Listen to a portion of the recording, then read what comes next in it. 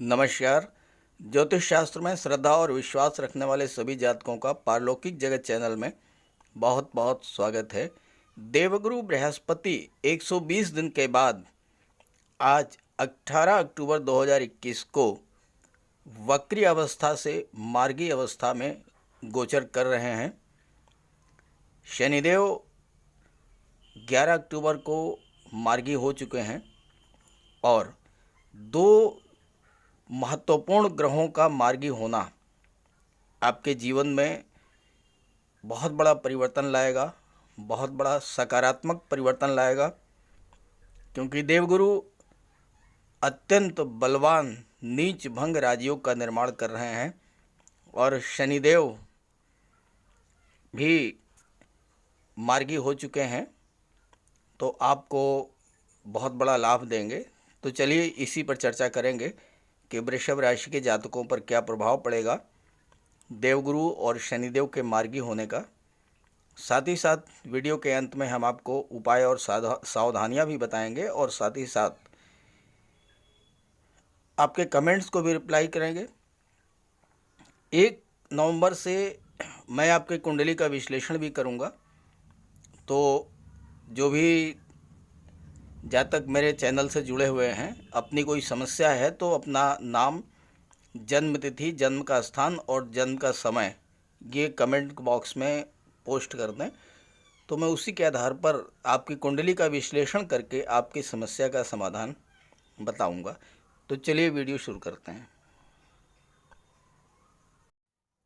यह है वृषभ राशि के जातकों की कुंडली। आपके लग्न के स्वामी है शुक्र, जो कि कुंडली के 7वें भाव में गोचर कर रहे हैं। देवगुरु आपकी कुंडली के भाग्य भाव में गोचर कर रहे हैं और आपके प्रबल भाग्य उन्नति करेंगे। शनिदेव भी भाग्य भाव में ही गोचर कर रहे हैं। देवगुरु नीच भंग राजयोग का निर्माण कर रहे हैं भाग्य भाव में। ये राजयोग देवगुरु ने 14 सितंबर को बनाया था, लेकिन उस समय देवगुरु वक्री थे, तो इस राजयोग का आपको बहुत बड़ा लाभ नहीं मिल पाया। लेकिन अब चूंकि दोनों ही ग्रह वक्री हो चुके हैं तो बहुत बड़ा लाभ मिलेगा। तो पहले आप ये तो समझें कि वक्री और मार्गी होने पर क्या फ़र्क पड़ता है। जब कोई ग्रह वक्री होता है तो उसकी स्पीड स्लो हो जाती है। स्पीड स्लो होने से आपके जीवन की हर गतिविधि प्रभावित होती है और हर कार्य देर से होता है। आप यूँ समझें कि आप किसी ट्रेन में बैठे हैं और वो ट्रेन 100 किलोमीटर की स्पीड से चल रही है। अचानक से क्या होता है कि ट्रेन की स्पीड 40 से 50 किलोमीटर हो जाती है और या फिर ट्रेन किसी स्टेशन पर रुक जाती है, हाल्ट ले लेती है, तो फिर आप मंजिल तक निर्धारित समय में नहीं पहुंच पाएंगे। तो ठीक यही होता है ग्रहों के वक्री होने पर। आपका कोई कार्य जो शेड्यूल टाइम था उस शेड्यूल टाइम पर पूरा नहीं होगा। लेकिन जब आप जिस ट्रेन में बैठे हैं फिर से ओरिजिनल स्पीड में आ जाती है, तो फिर आप जो है अपनी मंजिल तक पहुंचने के लिए आश्वस्त हो सकते हैं। तो उसी तरह से जब ग्रह मार्गी हो जाते हैं तो आपके कार्य जो हैं वो शेड्यूल टाइम में होने लगते हैं। जैसे आपका कोई प्रमोशन का मैटर था जो काफ़ी दिनों से रुका हुआ था, या आपने कोई एग्ज़ाम दिया था उसका रिज़ल्ट काफ़ी दिनों से पेंडिंग था, या आपने किसी एग्ज़ाम के लिए अप्लाई किया था, रिज़ल्ट उसके एग्ज़ाम की डेट नहीं आ रही थी, या एग्ज़ाम की डेट आ रही थी लेकिन वो बढ़ती जा रही थी, जैसा कि पिछले 4-5 महीनों में हुआ है। कई परीक्षाओं की डेट्स आई लेकिन वो डेट आगे बढ़ा दी गई। तो ये समस्या ख़त्म हो जाएगी। अब एग्ज़ाम की डेट क्लियर हो जाएगी और एग्ज़ाम ड्यू टाइम पर होगा। ऐसे ही कोर्ट कचहरी का कोई मैटर था, उसमें डेट पर डेट मिल रही थी, अब वो समस्या ख़त्म हो जाएगी। अब आपका केस आगे बढ़ेगा। अगर आपकी गुरु और शनि दोनों की दशा या महादशा चल रही है तो फैसला आपके पक्ष में भी आएगा। ऐसे ही आप कोई कंस्ट्रक्शन कराना चाहते थे, भवन निर्माण था, या भवन में कोई मॉडिफिकेशन कराना चाहते थे, आपने बैंक से लोन के लिए अप्लाई किया था, लोन नहीं हो पा रहा था, अब वो लोन हो जाएगा। कहने का तात्पर्य है कि मार्गी होने पर आपके हर काम जो हैं वो स्पीड अप होंगे। तो देवगुरु शनिदेव आपके भाग्य भाव में गोचर कर रहे हैं, तो आइए इसका क्या प्रभाव पड़ेगा इसी पर बात करते हैं। देवगुरु का गोचर आपकी कुंडली के भाग्य भाव में हो रहा है और देवगुरु भाग्य भाव में नीचभंग राजयोग का निर्माण कर रहे हैं, तो भाग्य का फुल सपोर्ट आपको मिलेगा। भाग्य के सपोर्ट से आपके जो भी काम अब तक रुके हुए थे वो सारे कार्य पूरे होंगे। शनिदेव भी मार्गी हो रहे हैं, तो ऐसी स्थिति में आपके जो भी कार्य समय से पूरे नहीं हो पा रहे थे वो सभी कार्य समय से पूरे होंगे। आप अपनी शुभ इच्छाओं को पूरा करने में कामयाब होंगे। नवम भाव भाग्य का होता है और भाग्य के साथ धर्म, आध्यात्म, तीर्थ यात्राओं का भी होता है। अगर आप किसी तीर्थ स्थान, देव दर्शन या धार्मिक स्थल में जाने की इच्छा रखते थे तो आपकी वो इच्छा पूरी होगी। सरकारी पक्ष का आपको पूरा सहयोग मिलेगा। कोर्ट कचहरी का कोई विवाद था उसमें आपके पक्ष में फैसला आएगा। सरकारी कर्मचारियों, अधिकारियों से कोई काम था तो वो भी भाग्य के सपोर्ट से आपको सफलता मिलेगी, काम आपका पूरा होगा। जैसे आपका कोई बिजनेस से रिलेटेड कोई काम था, कोई आपका जो है लाइसेंस, कोटा, परमिट का मैटर था, कोई ठेकेदारी का कॉन्ट्रैक्ट था या टैक्स रिलेटेड कोई मैटर था, ये सारी समस्याएं आपकी जो है भाग्य के सपोर्ट से पूरी होंगी। आपके बच्चे का कोई इंटरव्यू था या कोई बिजनेस डील थी, कोई स्कॉलरशिप का मैटर था, कोई नौकरी से संबंधित रिजल्ट, ये आपके पक्ष में आएगा। आपका प्रमोशन हो सकता है, वेतन वृद्धि होगी, ये सभी लाभ आपको प्राप्त होंगे। साथ ही साथ आपका स्वभाव अत्यंत धार्मिक होगा। आप दूसरों की हेल्प करेंगे, दान देंगे, दयालु होंगे और दूसरों की आप जितनी हेल्प करेंगे उतना ही देवगुरु आपकी हेल्प करेंगे। देवगुरु की कृपा आप पर बनी रहेगी। देवगुरु की दृष्टि आपके कुंडली के लग्न भाव पर पड़ रही है, पंचम भाव पर, पंचम दृष्टि। लग्न भाव में राहु गोचर कर रहे हैं। देवगुरु के प्रभाव से राहु का अशुभ प्रभाव समाप्त होगा, लेकिन फिर भी राहु अकेले ऐसे ग्रह हैं जो कि जीवन में हर तरह की दिक्कतें पैदा करते हैं, हर तरह के विघ्न, बाधाएं, कष्ट देते हैं। तो राहु का उपाय जरूर कीजिएगा। राहु के उपाय पर मैं एक वीडियो मैंने अपलोड कर रखा है, आप वहां से देख लीजिएगा। लग्न भाव में देवगुरु की दृष्टि आपके व्यक्तित्व को अत्यंत भव्य बनाएगी।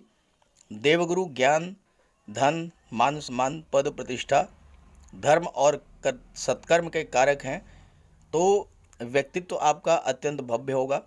वाणी आपकी ज्ञान से परिपूर्ण होगी। लोग आपको सुनने के लिए लालायित रहेंगे और साथ ही साथ आपके मान सम्मान में वृद्धि होगी। आप किसी भी क्षेत्र में हो, चाहे सरकारी नौकरी हो, चाहे व्यापार हो या कोई अन्य क्षेत्र या राजनीति हो, आपको मान सम्मान तो मिलेगा ही, उच्च पद भी आपको प्राप्त होगा। अब देवगुरु की दृष्टि आपकी कुंडली के पराक्रम भाव पर पड़ रही है। आइए इसके बारे में बात कर लेते हैं। देवगुरु की दृष्टि आपकी कुंडली के पराक्रम भाव पर पड़ रही है। पराक्रम भाव में देवगुरु के बारे में ज्योतिष शास्त्र में कहा गया है, जीवे तृतीये तेजस्वी कर्म दक्षो जितेंद्रिय मित्राप्त सुख संपत्ति तीर्थ वात्रा प्रियो भवेत। अर्थात ऐसा जातक तेजस्वी होता है, कार्य करने में दक्ष होता है, इंद्रियों को वश में रखने वाला होता है, उसे मित्र, संबंधियों, भाई बहनों का सुख प्राप्त होता है और साथ ही साथ वो तीर्थ यात्राएं करने वाला होता है। देवगुरु आपके पराक्रम में वृद्धि करेंगे, यानी कि आपकी बुद्धि, विवेक, ज्ञान में वृद्धि करेंगे और ज्ञान और बुद्धि के सहयोग से आप कार्य क्षेत्र में सफलता को अर्जित करेंगे। देवगुरु का गोचर भाग्य भाव में है, तो आप अपने पराक्रम से, अपने परिश्रम से भाग्य का निर्माण करेंगे और जिस भी कार्य को शुरू करेंगे उसे समाप्त करके ही दम लेंगे। इसी कारण आपको हर कार्य में सफलता मिलेगी। शास्त्रों में, धर्म में आपकी आस्था होगी, आप तीर्थ यात्राएं भी करेंगे, आप अपना कार्य अत्यंत चतुराई से करेंगे, हालांकि स्वभाव में थोड़ी कंजूसी होगी। पारिवारिक जीवन सुखमय रहेगा। भाई बहनों से, परिवारीजनों से संबंध अच्छे रहेंगे और अगर आप भाइयों से संबंध बना करके रखेंगे तो लाभ होगा। मित्रों, स्वजनों के सहयोग से लाभ होगा। विवाह आपका समय से होगा और परंपरागत तरीके से होगा। दाम्पत्य जीवन खुशहाल होगा।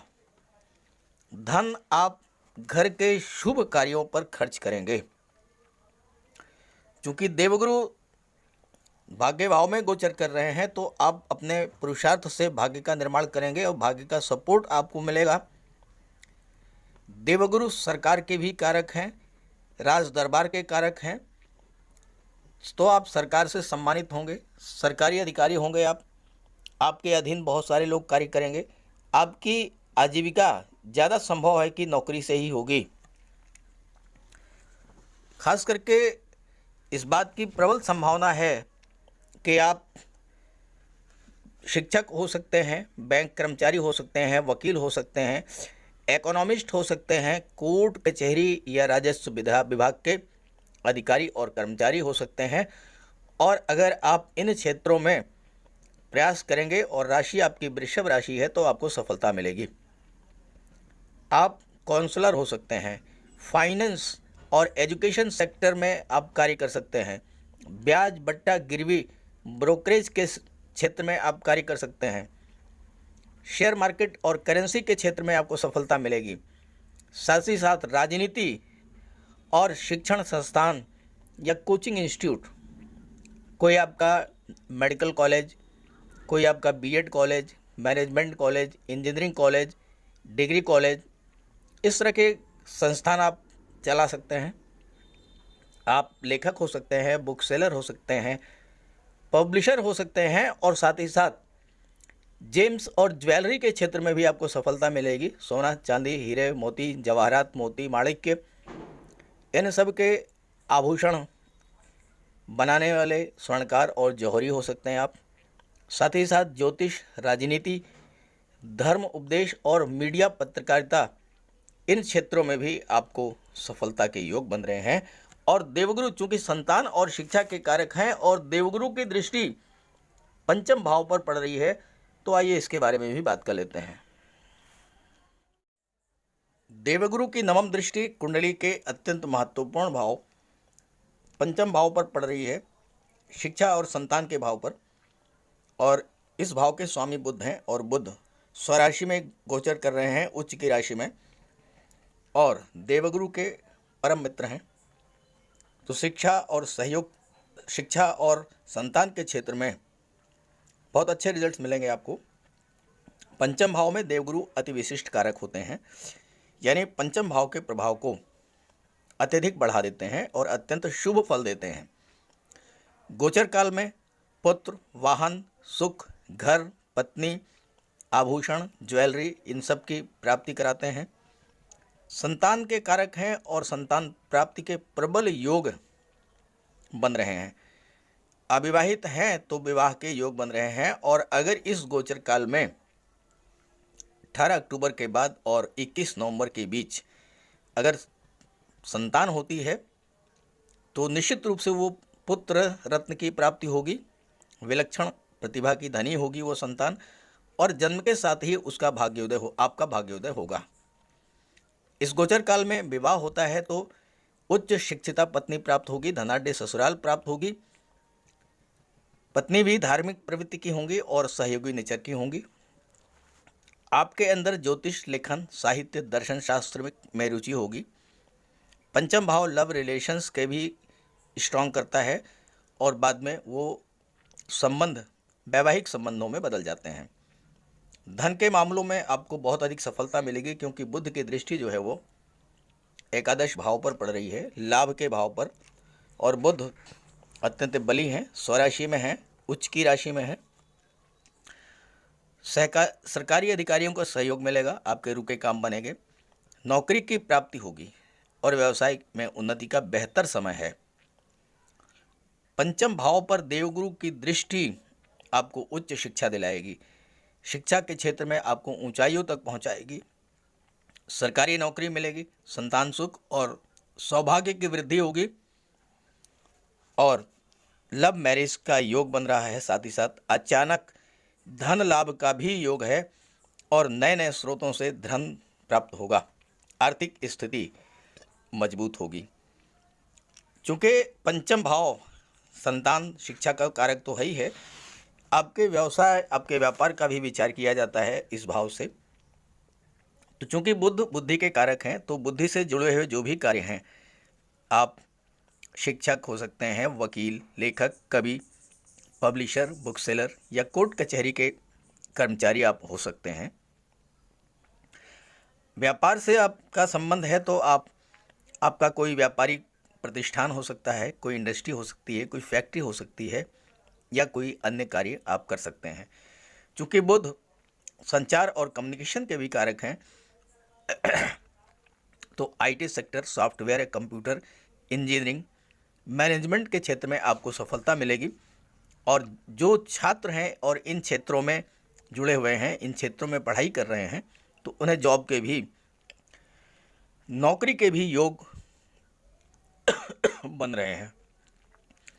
आप व्यापारी हो सकते हैं, शिक्षक, वकील हो सकते हैं, शेयर मार्केट और पूंजी निवेश से आप जुड़ सकते हैं। साथ ही साथ ड्राइंग, पेंटिंग, डांस, एक्टिंग, संचार क्षेत्र और फिल्म इंडस्ट्री से भी आप जुड़ सकते हैं। देवगुरु आपकी कुंडली के अष्टम भाव और द्वादश भाव के स्वामी भी हैं। अष्टम भाव में देवगुरु आपको दीर्घायु बनाएंगे। चूंकि देवगुरु के साथ शनिदेव भी हैं जो कि आयु के कारक हैं, तो आपकी आयु में वृद्धि होगी, दुर्घटनाओं से आपको बचाएंगे। अष्टम भाव में स्वामी होने से देवगुरु आपको दैवी सपोर्ट भी दिलाएंगे। कितनी भी कठिन परिस्थिति हो, आप देवगुरु की कृपा से बाहर निकलेंगे। आपकी पिछली परेशानियां दूर होंगी, खास करके धन संबंधी समस्या तो बिल्कुल दूर होगी। देवगुरु ज्ञान, धन, बुद्धि के कारक हैं। अष्टम भाव ज्योतिष, रिसर्च, अनुसंधान, पराविज्ञान और आध्यात्म से संबंध रखता है, तो इन क्षेत्रों में आप नई नई उपलब्धियां हासिल करेंगे। आपकी रुचि योगा में बढ़ेगी, तीर्थ यात्राओं की इच्छा पूरी होगी, आपका मन शांत और स्थिर रहेगा। किसी वसीयत या पैतृक संपत्ति से आपको धन का लाभ हो सकता है। हालांकि आपकी भाग्योन्नति विदेश यानी घर से बाहर जाकर की होगी। ससुराल पक्ष से भी आपको धन का लाभ होगा। और चूंकि अष्टम भाव भूमि से नीचे के पदार्थों का भी है और शनिदेव आपके भाग्य भाव में गोचर कर रहे हैं, तो mines, minerals, petrol, diesel, gas, इन सब के व्यापार व्यवसाय में आपको लाभ होगा।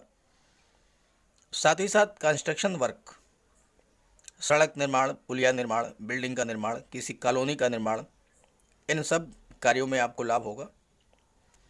आप बिल्डिंग मटेरियल के सप्लायर हो सकते हैं, आप मैन पावर सप्लायर हो सकते हैं, आप भवन निर्माण या रियल एस्टेट से जुड़ सकते हैं, और इन क्षेत्रों में आपको जो है लाभ होगा।